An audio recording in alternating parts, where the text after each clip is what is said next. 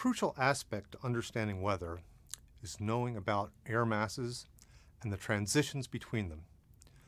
This is particularly important in the temperate zones, where transitions between warm and cold air masses create zones of precipitation called fronts. So, what exactly is an air mass? It's generally defined as an extended body of air that has uniform temperature, pressure, and humidity throughout. Air masses can stretch across hundreds of miles or more. Now, different regions of the Earth breed air masses that are characteristic of that region. These can break free from their parent region and travel over long distances. As an example, air over the Gulf of Mexico is warm and moist. An air mass from the Gulf can break free and travel up the eastern coast of the United States, bringing warm, wet conditions with it. There is a general classification scheme for air masses based on the climate region where they originate.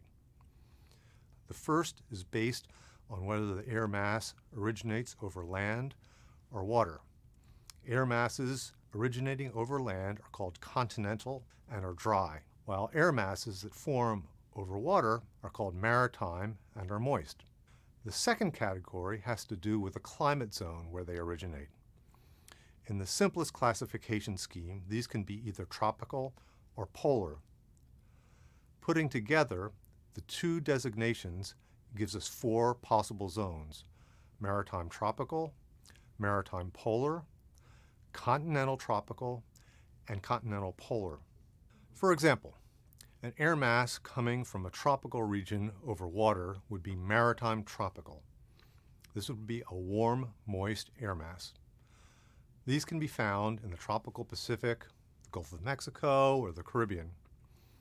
This can be contrasted with a continental tropical air mass with warm, dry air. Continental tropical air often originates in deserts.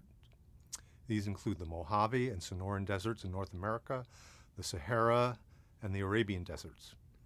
In the southern hemisphere, there's the Kalahari and the Great Deserts in Western Australia. Continental polar masses are cold and dry. Classic examples of these originate in central North America over the Great Plains of the northern U.S. and Canada, or over Siberia. Maritime polar air masses are cool and wet. One example are air masses that originate over the North Pacific and bring large amounts of rain as they sweep over the Pacific Northwest in the wintertime. In the temperate zones, warm and cold air masses often take turns sweeping through. Recall that the prevailing winds in the temperate zones are westerlies, so the general path of the air masses are from west to east. There is often an alternation between warm and cold air masses caused in part by large-scale instabilities in weather patterns. The actual origin of these instabilities is beyond the scope of this course, and I'll simply leave you with a point that warm and cold air masses typically alternate. The boundaries between the air masses are called fronts, a term that was inspired, if you can call it that, by trench warfare in World War I, where the dividing lines between battling armies were called fronts. Weather fronts are often accompanied by unstable conditions characterized by storms and precipitation. Fronts are named for the type of air mass that is about to overtake another one. So, a cold front occurs when a cold air mass overtakes or displaces warm air, and a warm front occurs when a warm air mass displaces a cold air mass. The signs of an approaching front can be distinctive, with wind and cloud patterns appearing in advance of the front.